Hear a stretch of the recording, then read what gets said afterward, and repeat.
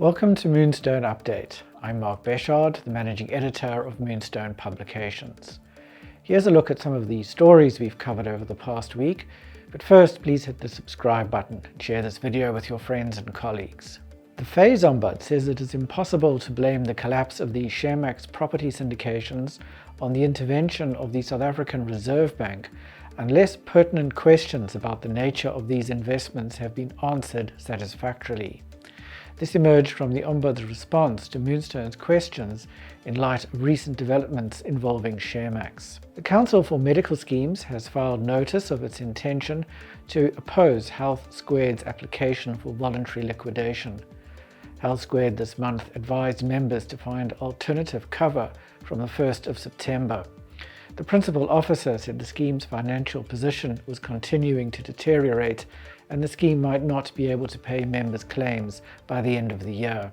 I recently spoke to Blessing Uteti, the managing executive of Old Mutual Corporate Consultants, about National Treasury's draft legislation for the two-part retirement system. Utete clarified aspects of the proposals for fund members and trustees. You can listen to the interview by following the link below. The Minister of Finance has published an explanatory summary of a bill that will amend 5 Acts of Parliament as the government moves to beef up the country's anti-money laundering legislation to ward off a potential grey listing next year. National Treasury Acting Director General Ismail Mamoniat said the bill will go a long way towards meeting the requirements set out in the Financial Action Task Force's evaluation report. However, amending legislation would not be enough. South Africa would also be assessed on how effective it was in implementing its anti-money laundering and counter-terrorism financing laws. The FSCA has released to the public the notices of administrative sanctions it issued to 11 FSPs for non-compliance with the Financial Intelligence Centre Act. The sanctions, which included fines, were imposed on a range of FSPs between November 2019 and June 2020. Most of the FSPs were sanctioned because their risk management and compliance programs did not meet the requirements. The Information Regulator has published a notification form and accompanying guidelines for reporting security compromises so that responsible parties can comply with their POPIA obligations.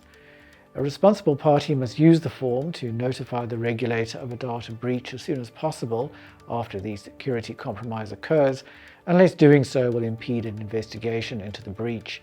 The guidelines state that failing to use the form may result in the notification being regarded as non-compliant.